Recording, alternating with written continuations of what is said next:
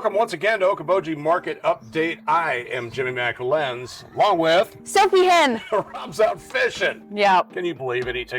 Who takes a break in real estate? Right. No, we wish him well, and hopefully he's out there having a good fun with the one and only Charlie Wiedeking. Now, where we're at today and that we've made the venture to, and I really hate to say this, when we pulled up, I said to Sophie, all my years in the Iowa Great Lakes, I've never been out here, and it's Camp Foster, the YMCA's Josh Carr. How you doing? Thanks for having me. You bet. You are the GE, the GM, the CEO, the head cheese, the big king. Yeah. So how long have you been with the organization out here? Oh, I mean, I started doing some as a counselor back in '97, but no, I've been on here professionally since 2005. Yeah. Yeah, I grew up with Josh. Yeah, I know.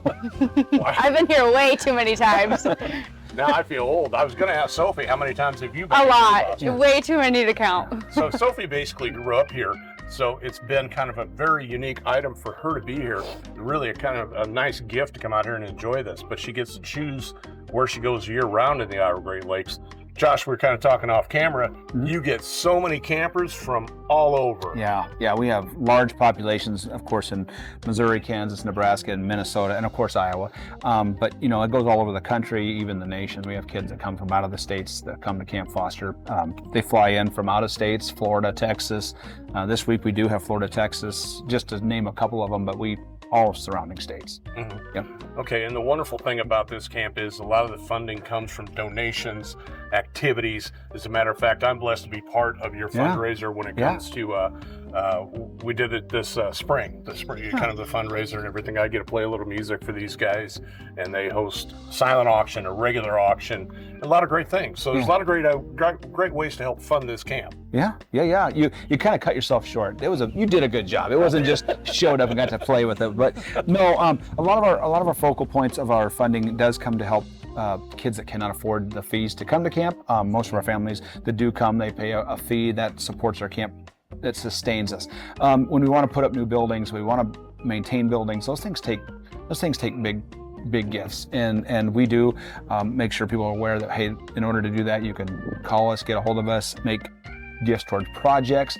We're always thinking about the future. You know, it's hard to believe we've been here 114 years, and somebody way back made a gift to buy a chapel, buy a dining hall, buy the waterfront. All that stuff happened because of people who stepped up and said, I want to do something for kids. I want to leave a long-lasting legacy that says this is going to carry on for years, decades, possibly centuries to come. So, and we have those, and we always greet those people and try to work with them on meeting their ideas for projects. You know what I mean? So if you're really passionate about a swimming pool, call us about a swimming pool. If you're passionate about camper cabins, great, archery, the horses, whatever. We have tons of projects to work with out here.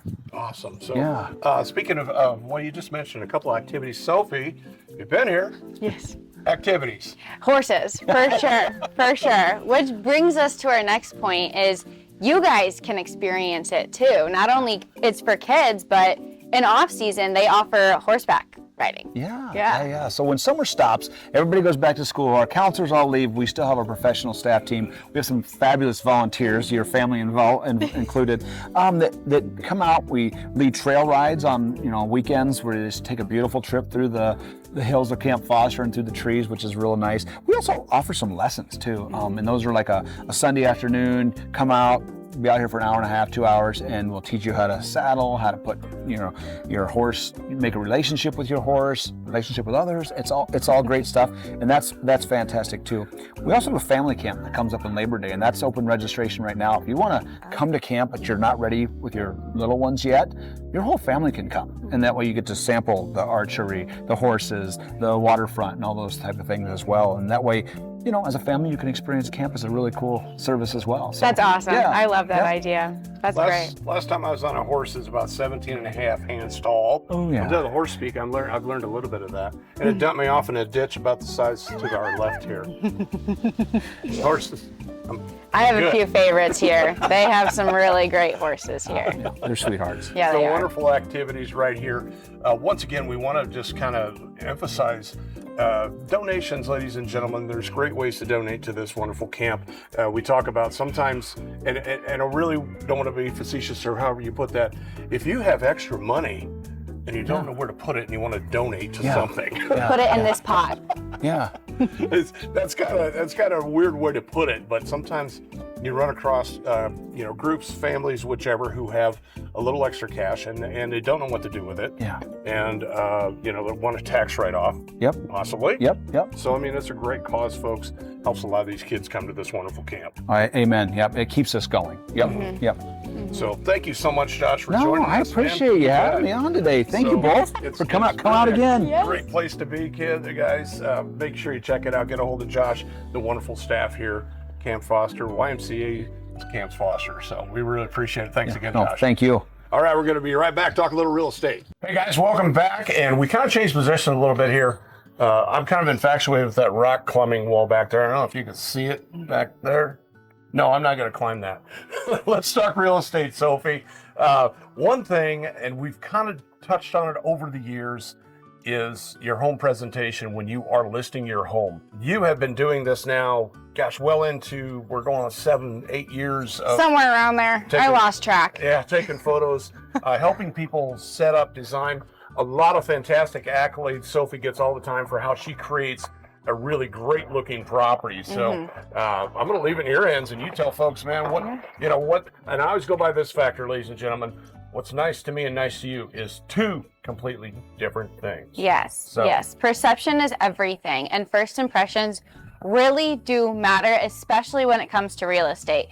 The way that your home shows is one thing, but your first impression, you're going to see it online before, I like this house, I want to go look at it. So my 3 biggest things when it comes pre-prep for photo shoot day: put your toilet seat down. Nobody wants to see the inside of your toilet seat. Open up those blinds, those curtains, and turn on all lights and lamps, and it really makes all of the difference when it comes to presenting your house for photos. Now, there's one thing that Grandma Kathy always says: you can put a mirror in the house. Yes. Because then you can see yourself in it. Now, that's an old connection to an old joke, but in reality, it does kind of give a little bit of an image. There's so many little things, little details, desensitizing or depersonalizing a home as much as it may hurt, because I'm a family picture guy. If you come into my house, I have a lot of pictures of my kids and my grandkids, friends and everything. Sometimes it's okay to maybe have 1 or 2, but when you have a plethora of them, do you like that $5 word?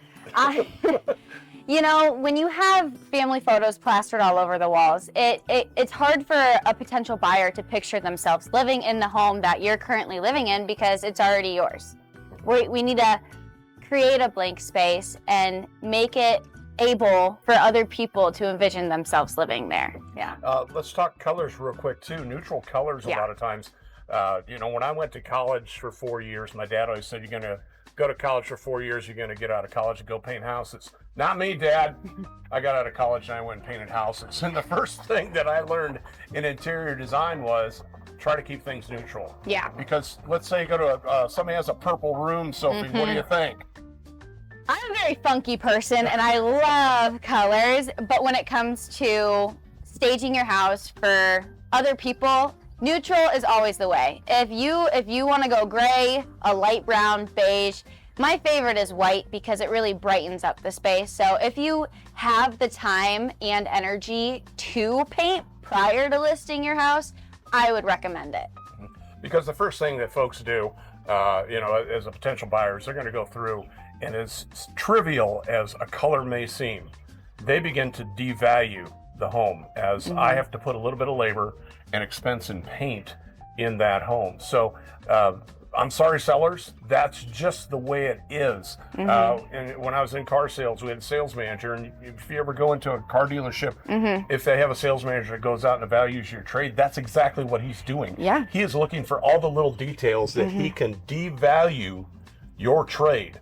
So in a synopsis, in a larger picture for homes, that's what buyers are doing. They're basically the sales manager of the car dealership, if you will. So fresh paint actually boosts the return on investment and the way people perceive your property by 2 to 3% in today's market. And I'm sorry, we talked about it before.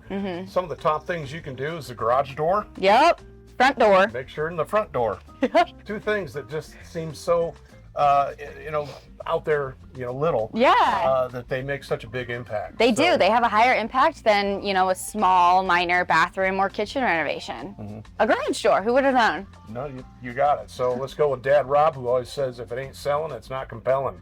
So simple as it gets. So there's a little bit about presenting your home. I know we touch on it here and there, but it's a great reminder, folks. If you want your home to sell, you definitely got to do a little bit of effort to make it appealing. And just talk to one of us. We got you covered. You bet. So check out all our great information at buyokoboji.com. All of our listings are there, plus the MLS. We're going to give Sophie a chance to take this. Where else can you find it? YouTube, and smash that like button. You gotta love it. So she's taking the place of Rob here and there.